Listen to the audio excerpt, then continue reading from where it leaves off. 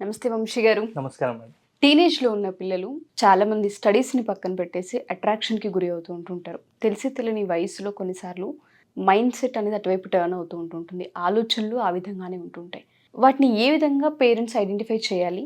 ఎలా ఓవర్‌కమ్ చేయించొచ్చు అంటారు? అలా అవ్వడానికి మెయిన్ రీజన్స్ ఏంటి? Yes madam. యాక్చువల్‌గా లవ్ అనేది చాలా మంచి ఎమోషన్.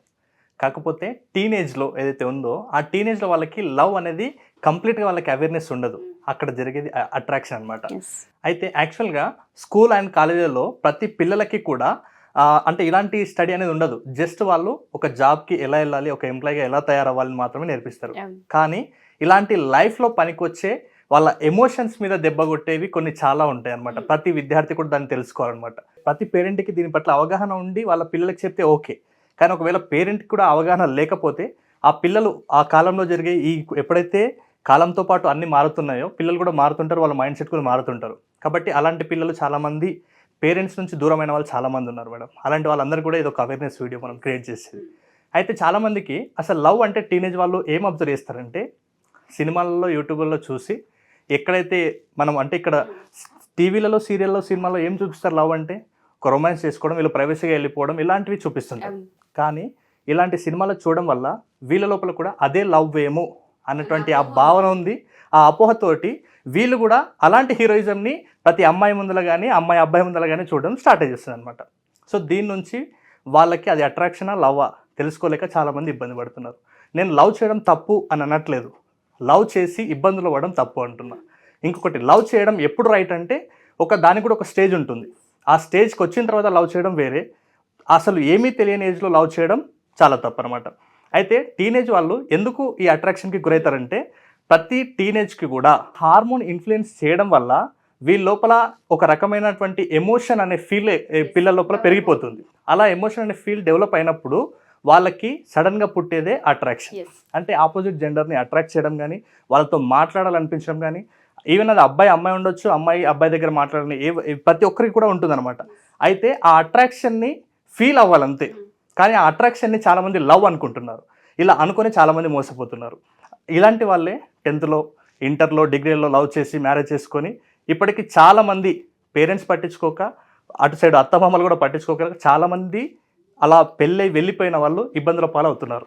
కాబట్టి ప్రతి ఒక్కరు కూడా దృష్టిలో పెట్టుకోవాలి. మీకు తెలిసింది లవ్వా, అట్రాక్షనా? టీనేజ్ పిల్లలు అట్రాక్షన్‌ని లవ్ అని ఫీల్ అయ్యి ఎందుకు తప్పుగా అర్థం చేసుకుంటారంటే అప్పుడు ఆ టీనేజ్‌లో వాళ్ళ మైండ్ సెట్ ఎలా ఉంటుందంటే ఐడెంటిటీ అండ్ రోల్ కన్ఫ్యూజన్ అనే స్టేట్లో ఉంటుంది. అంటే వేరొకరు నన్ను గుర్తించాలి. ఈవెన్ అది డ్రెస్సింగ్‌లో కావచ్చు, హెయిర్ స్టైల్‌లో కావచ్చు, లేదనుకుంటే వాళ్ళ బిహేవియర్‌లో కావచ్చు. నాకు గుర్తింపు రావాలి. నేను గ్రేట్ అనే ఫీలో, లేకుంటే నేను అందంగా ఉంటా అనే ఫీలో రావాలి అనే ఐడెంటిటీ వాళ్ళ మైండ్ సెట్‌లో ఉంటుందన్నమాట. నన్ను ప్రతి ఒక్కరు గుర్తించాలి. అందుకనే చాలామంది కొంచెం స్టైలిష్‌గా రెడీ అవ్వడం గానీ, లేకుంటే అబ్బాయిలు కూడా ఇంకా కొంచెం స్టైలిష్‌గా బైక్ రేస్ నడపడం గానీ, లేకుంటే స్టైలిష్‌గా రెడీ అవ్వడం గానీ చేస్తుంటారనమాట. ఇది ఐడెంటిటీ కోసం చేసేది. నెక్స్ట్ రోల్ కన్ఫ్యూజన్ వీళ్ళకు ప్రతి ఒక్కరు కూడా ఉంటుంది. యెస్. పెద్దవాళ్ళమా? చిన్నవాళ్ళమా? వాళ్ళమో అర్థం కాదు. యెస్. వీళ్ళకు ఇప్పటివరకు గడిపిన టైం ఏదైతే ఉందో అంటే 13, 14, 15, 16, 18 ఇయర్స్, 19 ఇయర్స్ వరకు ఈ లైఫ్‌లో వాళ్ళు ఏదైతే గడిపారో ఇదే మా పూర్తి జీవితం అని వీళ్ళు నమ్ముతారు. అంటే కంప్లీట్‌గా నాకు జీవితం అర్థమైపోయింది. ఇదే జీవితం అంటే అని వాళ్ళు ఒక అపోహలో ఉంటుంది. ఎందుకంటే వాళ్ళకి రోల్ క్లారిటీ అనేది కన్ఫ్యూజన్ స్టేట్‌లో ఉంది కాబట్టి ఇది క్లారిటీ లేదు కాబట్టి ఇలాంటి మిస్టేక్స్ జరుగుతాయి. కాబట్టి ఈ టీనేజ్‌లో ప్రతి ఒక్కరికి కూడా అది బాయ్ అయినా, గర్ల్ అయినా వాళ్ళకి ఆ ఎమోషన్ వచ్చినప్పుడు కేర్ కోసం వెతుకుతుంటారు. అంటే వాళ్ళని కేర్ చేసే వాళ్ళు ఎవరైనా ఉన్నారా? ఈ కేర్ ఒకవేళ అమ్మాయి అయినా, అబ్బాయి అయినా ఇంట్లో వాళ్ళు ఆ కేర్ చేస్తే అంటే వాళ్ళని దగ్గరగా తీసుకొని ప్రేమగా మాట్లాడితే వాళ్ళు ఎలాంటి అట్రాక్షన్ కూడా లోనవ్వరు. అయితే టీనేజ్‌లో ప్రతి ఒక్కరికి కూడా ఎమోషన్స్ అనేవి ప్రతి ఒక్కరు కూడా పెరుగుతుంటాయి. అది అమ్మాయి కావచ్చు, అబ్బాయి కావచ్చు. అయితే ఈ ఎమోషన్స్ వాళ్ళలో డెవలప్ అయినప్పుడు వాళ్ళని ఎవరు కేర్ చేస్తారా అనే ఆలోచనలో వాళ్ళు ఉంటారు. అందుకే వాళ్ళు అట్రాక్షన్‌కి గురవుతారు. యెస్. అయితే ఇప్పుడు ఈ కేర్ అనేది ఫ్యామిలీ చేస్తే ఇబ్బంది ఉండదు. ఫ్యామిలీ ఒకవేళ అలాంటి కేర్ చేయలేకపోతే ట్రాక్ తప్పే అవకాశం ఉంటుంది. దాన్నే ఎమోషనల్ ఇన్సెక్యూరిటీ అంటారు. యెస్. అంటే పేరెంట్స్ ఎవరు పట్టించుకోరు. అలాంటప్పుడు ఎవరు వీళ్ళని కేర్ చేస్తారో అటువైపు వెళ్ళాలి అన్న ఆలోచన వీళ్ళలో స్టార్ట్ అవుతుంది. అందుకే ఇప్పుడు చూడండి, అన్నం పెట్టే వాళ్ళకంటే తిన్నవని అడిగే వాళ్ళకి వీళ్ళు ఎక్కువ అట్రాక్ట్ అవుతుంటారు టీనేజ్‌లో. కాబట్టి అది నాన్న కావచ్చు, ఒకవేళ అమ్మాయి అయితే నాన్న కానీ, లేదనుకుంటే బ్రదర్ కానీ వాళ్ళని దగ్గర తీసుకొని మాట్లాడడం కానీ, హ్యాండ్ షేక్ చేయడం కానీ, వీళ్ళే ఒకవేళ తను బాగుంటే ఓకే ఈరోజు డ్రెస్ చాలా బాగుంది. అలాంటి కేర్ కానీ, అలాంటి ఐడెంటిటీ కానీ ఇంట్లోనే ఇస్తే వాళ్ళు బయట వాళ్ళ నుంచి ఆశించారు. ఎగ్జాక్ట్లీ. ఇప్పుడు ఫర్ ఎగ్జాంపుల్ మేడం, నాకు ఒకవేళ బిర్యానీ చాలా ఇష్టం, మా ఇంట్లో కూడా అదే చేశారు, చాలా టేస్టీగా చేశారు, నేను బాగా తినేసిన. ఇప్పుడు నేను బయటికి వెళ్ళేటప్పుడు నాకు రెస్టారెంట్స్ కనిపిస్తున్నాయి, నేను మళ్ళీ వెళ్ళి తింటానా? తినలేను. ఎందుకు? ఆల్రెడీ ఇంట్లో ఆ ఫ్లేవర్ మనకి వచ్చేసింది, మనం తినేసాం, సాటిస్ఫైడ్ కదా. మా ఇంట్లో అసలు బిర్యానీ చేయట్లేదు, కానీ నాకు చాలా ఇష్టం క్రేవింగ్ ఉంటుంది కదా. కదా. అలాంటప్పుడు నేను ఏం చేస్తా, బయటికి వెళ్ళేటప్పుడు అవసరమైతే ఫ్రెండ్ దగ్గర అప్పు తీసుకురైనా తినేస్తారు, డబ్బులు లేకపోతే. అవునా? అంటే మీరు ఒకవేళ కేర్ చేస్తే సేమ్ ఇలాగే ఇంట్లో కేర్ దొరికింది కాబట్టి బయట ఇంకొకరు కేర్ చేయాలనే ఆలోచన ఏ అమ్మాయి కానీ ఏ అబ్బాయి కానీ ఉండదు. ఒకవేళ మీరు దాన్ని కేర్ చేయలేకపోతే వీళ్ళు ఆటోమేటిక్గా అవుట్ సైడ్కి వెళ్ళే అవకాశం ఉంటుంది, సేమ్ బిర్యానీ లాగానే. కాబట్టి ప్రతి ఒక్కరు కూడా ఆ ఎమోషనల్ ఇన్సెక్యూరిటీ అనేది ఇంట్లో క్రియేట్ చేయకండి. మీరు దాన్ని అంటే వాళ్ళకి ఆ ఏజ్లో కేర్ అవసరం. చాలామంది పేరెంట్స్ ఏమనుకుంటారంటే మా అమ్మాయి పెద్దదైంది, మా అబ్బాయి పెద్దవాడైండు, వీళ్ళకి అవసరం లేదులే నేను కేర్ చేయడం అనుకుంటారు. కానీ వచ్చిన ఆ హార్మోన్ ఇన్ఫ్లుయెన్స్ వల్ల వీళ్ళ లోపల అట్రాక్షన్ పెరుగుతుంది, అట్రాక్షన్తో వీళ్ళకు ఎమోషన్స్ వస్తాయి, ఎమోషన్స్ వచ్చినప్పుడు కేర్ కావాలని కోరుకుంటాము, ఆ కేర్ ఇంట్లో ఇస్తే ఓకే, లేదంటే బయట కోరుకుంటారు. ఆ ప్రాసెస్లో జరిగే మిస్టేక్సే ఈ లవ్ ట్రాక్ అండ్ దాంతోపాటు కొంతమంది జీవితాలు ఏదైతే అనుకుంటూ ఉంటారో ఆ విధంగా కాకుండా అర్థాంతరంగా ఆగిపోతూ ఉంటుంటాయి. తెలియకుండా అటు స్టడీస్ వైపైన కెరియర్ పైన రెండింటిపైన చాలా విపరీతంగా పడుతూ ఉంటుంది. ఆ పెయిన్ని కొన్ని ఇయర్స్ తర్వాత రియలైజ్ అయ్యే అవకాశం కనిపిస్తుంటుంది. ఇది పేరెంట్స్కి కూడా అర్థం కాని కన్ఫ్యూజన్. అంటే దేని వల్ల ట్రాక్ తప్పారని తెలియదు. కేరా ఎమోషనల్ ఇన్ఫ్లుయెన్స్ ఏ విధంగా ఉంది, మనం ఇంట్లో ఏ విధంగా ట్రీట్ చేస్తూ ఉన్నాం, వాళ్ళకి ఈ టైంలో కావాల్సింది ఏంటి అన్న వాటిపైన కనుక పేరెంట్స్ దృష్టి పెట్టగలిగితే మేబీ ఆ ట్రాక్ అటువైపు వెళ్లకుండా అట్లీస్ట్ అన్ని షేర్ చేసుకునే అవకాశం ఉంటుంది. ఆ స్పేస్ దొరుకుతుంది ఫస్ట్ పిల్లలకి. ప్రతి పేరెంట్ దీన్ని అర్థం చేసుకోవాలి. ఫస్ట్ మా పిల్లలకి టీనేజ్లో వచ్చిన తర్వాత అట్రాక్షన్ అనేది ఖచ్చితంగా ఉంటుంది, అది బయాలజికల్ ఫ్యాక్టర్, దాన్ని ఎవరు ఆపలేరు. నువ్వు దాన్ని ఆపాలని ట్రై చేసి ఎన్ని సైకలాజికల్ ఫ్యాక్టర్స్ యూజ్ చేసినా అది నో వర్క్. కాబట్టి ప్రతి పేరెంట్ గుర్తించాలి, దాన్ని యాక్సెప్ట్ చేయాలి. మరి ఇలా టీనేజ్లో ఇలా లవ్లో పడుతున్నారైతే క్లారిటీ వచ్చింది, మరి ఏం చేయాలి పేరెంట్స్? ఫస్ట్ మీ పిల్లల దగ్గర మీరు చాలా ఫ్రీగా కమ్యూనికేట్ చేయాలి. ఎందుకంటే వాళ్ళు ఎలా చేయాలంటే, మీ పిల్లలు ఒకవేళ టీనేజ్లో వచ్చినా కూడా మీ దగ్గర అన్నీ షేర్ చేసుకోవాలి. ఒకవేళ అమ్మాయి అయితే నాన్న దగ్గర కొంచెం ఎక్కువ ఫ్రీగా షేర్ చేసుకుంటుంటారు, అదే అబ్బాయి అయితే అమ్మ దగ్గర ఎక్కువ షేర్ చేసుకుంటారు. లేదు ఇంకా కొన్ని పర్సనల్స్ ఉన్నాయంటే కనీసం మీ కూతురు తల్లి దగ్గర, కొడుకు తండ్రి దగ్గర ఇలాంటి షేర్ చేసుకునేటువంటి అలాంటి ఫ్రీనెస్ ఇవ్వాలి. చాలామంది ఏం చేస్తుంటారంటే మన ఇండియాలో అథారిటీ పేరెంటింగ్ ఉంటుంది. అంటే ఇప్పుడు ఫర్ ఎగ్జాంపుల్ ఫస్ట్ పేరెంట్స్ ఈ అథారిటీ పేరెంటింగ్ అంటే ప్రతిదాన్ని వీళ్ళు చెలాయించాలని చూస్తుంటారు. ఒకవేళ ఫర్ ఎగ్జాంపుల్ అక్కడ చూస్తే ఏంటి అక్కడ చూస్తున్నావు, అబ్బాయిలు చూస్తున్నావు ఏంటి, అమ్మాయిలు చూస్తున్నావు, ఇలాంటి క్వశ్చన్స్ వేయడం వల్ల ఏమవుతుందంటే ఓహో నేను అలా చూడడం తప్పు, నేను అలా చూడడం తప్పు, నేనేదో తప్పు చేస్తున్నా అన్న ఫీల్లో ఉంటుంది. అంటే పిల్లలు ఒకవేళ మంచి కమ్యూనికేషన్ ఉన్నట్లయితే పేరెంట్స్ ఫస్ట్ అట్రాక్షన్ జరుగుతుంది అని మీకు అందరికి క్లారిటీ వచ్చింది, ఫస్ట్ ఆ అట్రాక్షన్ని యాక్సెప్ట్ చేయండి. ఇప్పుడు ఫర్ ఎగ్జాంపుల్ మీ అమ్మాయి వచ్చి అమ్మ ఇలా ఒక జరిగింది మా క్లాస్లో అంటే వాళ్ళిద్దరు ఇలా మాట్లాడుకుంటారు అంటే జస్ట్ పేరెంట్స్ ఏం చేయాలంటే ఆ అట్రాక్షన్ యాక్సెప్ట్ చేసి ఓకే నాన్న అలా నాకు కూడా జరిగింది, ఫస్ట్ నువ్వు యాక్సెప్ట్ చేయి, అలా నాకు కూడా జరిగింది, అది ఏజ్ ఎఫెక్ట్, అలా జరగడం వల్ల అది ప్రేమ కాదు, అది జస్ట్ అట్రాక్షన్, అది ఒక ఫీల్ మాత్రమే అని నువ్వు అక్కడ అథారిటీ పేరెంటింగ్ వాడకుండా అడల్ట్ టు అడల్ట్ పేరెంటింగ్ వాడండి. అంటే అడల్ట్ టు అడల్ట్ అంటే మీ వాళ్ళు ఎలాగో అడల్ట్ స్టేజ్లో ఉన్నారు, మీరు కూడా వాళ్ళ మారండి. ఎందుకంటే మీరు ఆ స్టేజ్ని ఎక్స్పీరియన్స్ చేసిర్రు కాబట్టి వాళ్ళకి ఇంకా చాలా బాగా నీట్గా ఎక్స్ప్లెయిన్ చేయగలుగుతారు. అప్పుడు వాళ్ళకి ఓహో అంటే ఇప్పుడు చూడండి వాళ్ళ కమ్యూనికేషన్ అనేది చాలా ఫ్రెండ్లీగా ఉందనుకోండి, అలా ఫ్రెండ్లీగా ఉన్నప్పుడు మనం బెదిరించి చెప్తే మారరు, వాళ్ళు వేరే ప్రైవసీ కోసం ఎదురు చూస్తారు. లేదు అలాగే ఫ్రీగా కమ్యూనికేట్ చేస్తే ఓకే అంటే ఇది జెన్యున్గా జరిగేది, మా మమ్మీ కూడా అలాంటి ఎక్స్పీరియన్స్ ఉంది అంటే ఇది లవ్ కాదు అని వీళ్ళు ఆటోమేటిక్గా అక్కడ రియలైజ్ అవుతారు. పేరెంట్స్ ఒకవేళ ఏమైనా చెప్పాలనుకుంటే కూడా అప్పుడు చెప్తేనే వర్కౌట్ అవుతుంది. దాంతోపాటు పిల్లలకి ఆ టీనేజ్కి రాకంటే ముందు కూడా లేదు అప్పుడు చెప్పకపోతే ఇప్పుడైనా చెప్పండి, గుడ్ టచ్ బ్యాడ్ టచ్ గురించి చెప్పండి, వాళ్ళకు ఒక క్లారిటీ వస్తుంది. అంటే పొరపాటున ఎవరైనా పట్టుకుంటే కూడా what is this is good టచా బ్యాడ్ టచా వాళ్ళకు ఒక క్లారిటీ వస్తుంది. నెక్స్ట్ వచ్చేసి పేరెంట్స్ ఫస్ట్ ఇంకా కొంచెం ఇలాంటివి చెప్తూనే వాళ్ళ గోల్స్ పట్ల ఫోకస్ చేయమని చెప్పండి.